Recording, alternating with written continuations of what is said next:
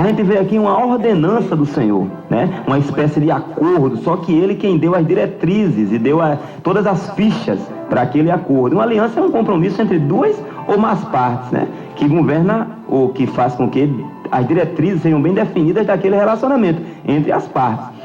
A palavra ordem aqui, quando no texto diz que Deus deu uma espécie de ordem para eles, é introduzida nesse ponto, pois Deus ele é quem determina os termos deste acordo. O que foi isso aqui? Deus, primeiro ele tem o direito de dizer ao homem o que ele pode, o que não pode, o que deve e o que não deve fazer. Deus não pediu o conselho da Adão, ele deu essa ordem. Deus colocou duas árvores especiais no meio do jardim, que era a árvore da vida e a árvore do conhecimento do bem e do mal. Os frutos da árvore da vida conferiam a imortalidade até aquele período. Os frutos da outra árvore, inclusive essa árvore da vida, quando o Apocalipse que eu comentei no final do ano aqui, é essa que a gente vai ficar, pelo menos dentro da visão de João, que a gente vai ficar usufruindo para a eternidade nos céus. O fruto da outra árvore conferia um conhecimento experimental do bem e do mal, não em toda a sua plenitude, porque não tem como a gente alcançar o conhecimento de Deus.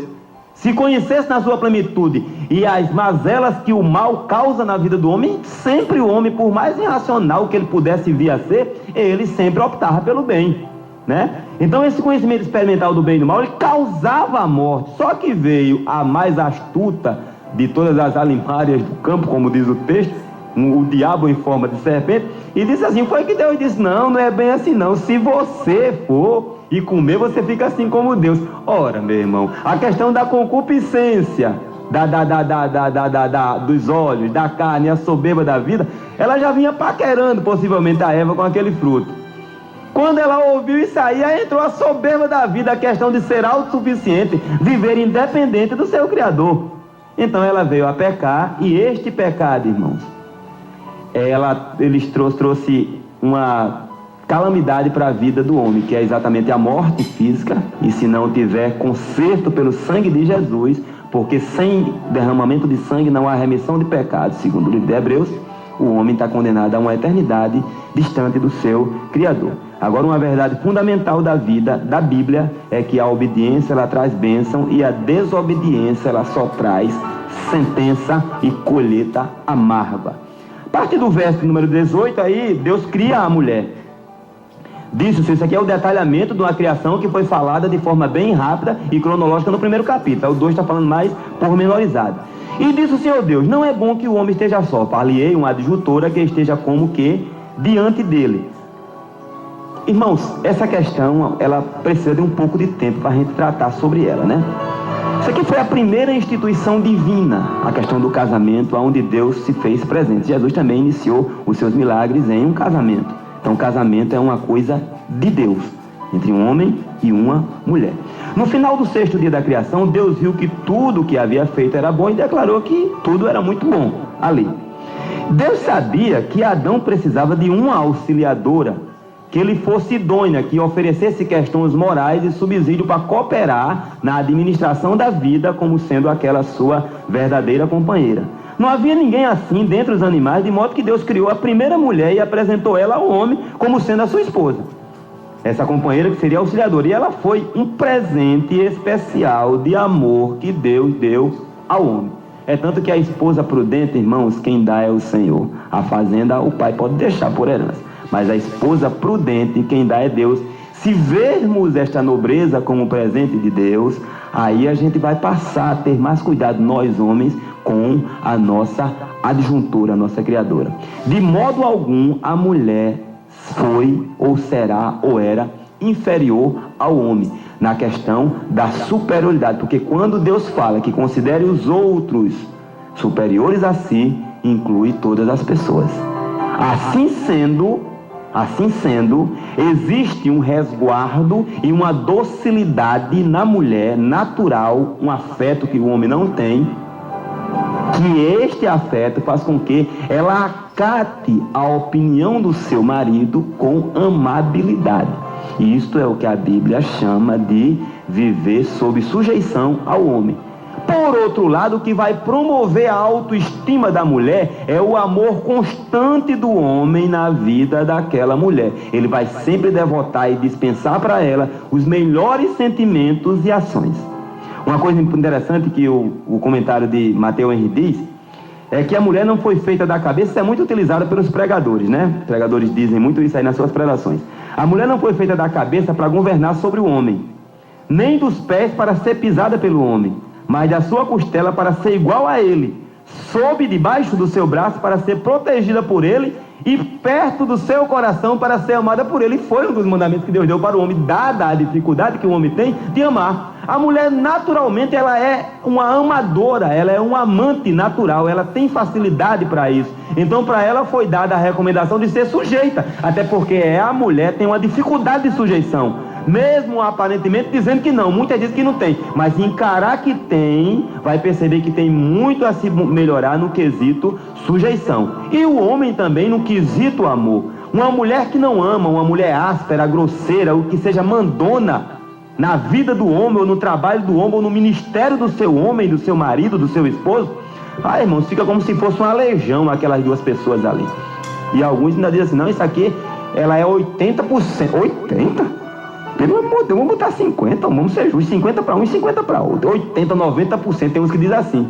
Só porque a mulher que manda. Não gosto disso, eu quero assim, faça assim. Na doutrina você faça assim, prega assim, pinta dessa cor, faça assim.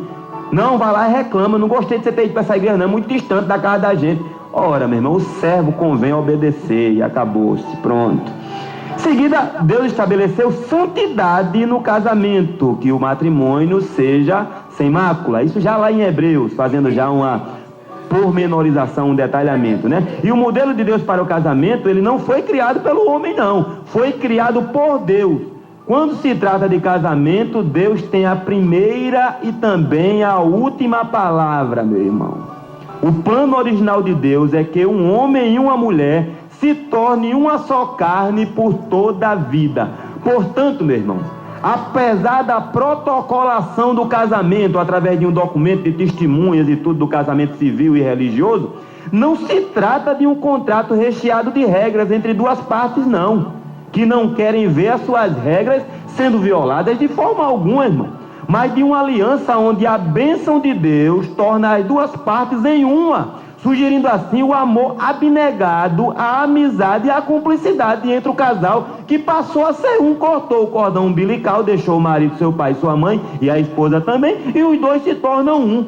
Agora, o cultivo desta regra, que a gente pode traduzir como unidade, como comunhão, como cumplicidade, como amor, irmão, aumenta dia após dia, paulatinamente, a admiração entre ambos.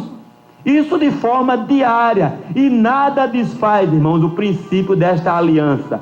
Por mais que seja criado formas e normas para dizer que esta aliança agora é assim, vamos incluir, repetindo o que eu falei ontem, a família alternativa, formada por isso ou por aquilo, né? É muito difícil a coisa funcionar, aliás, é impossível, né? O grande Martim Lutero, ele falou que o casamento é a escola do caráter. Teve um pensador que falou assim, que a gente precisa vigiar o nosso gênio em casa, em família, né? E vigiar nossas palavras em sociedade, e vigiar os nossos pensamentos quando a gente estiver só. Tanto assim, alguns critérios para a questão da vigilância.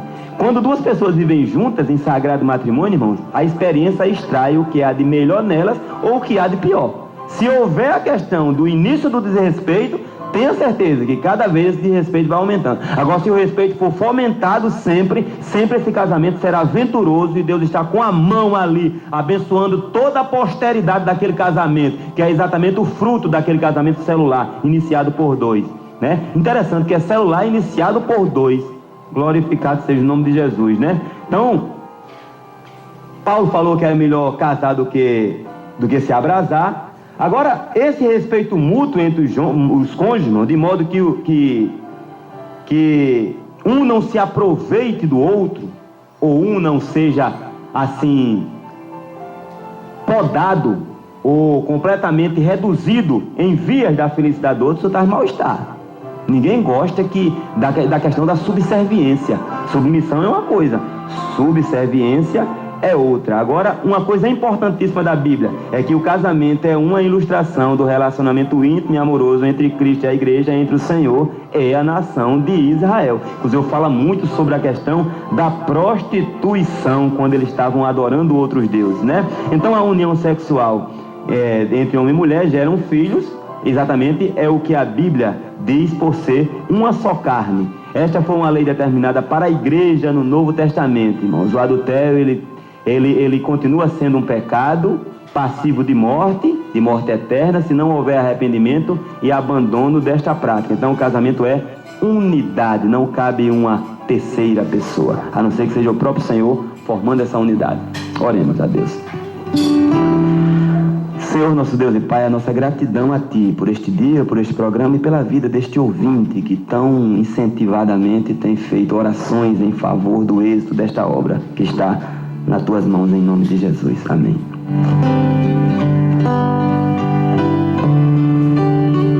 Você acabou de ouvir o programa Explicando a Bíblia com o irmão Gilvan Silva.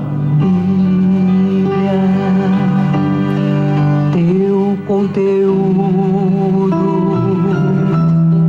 pra mim é tudo, fonte de vida.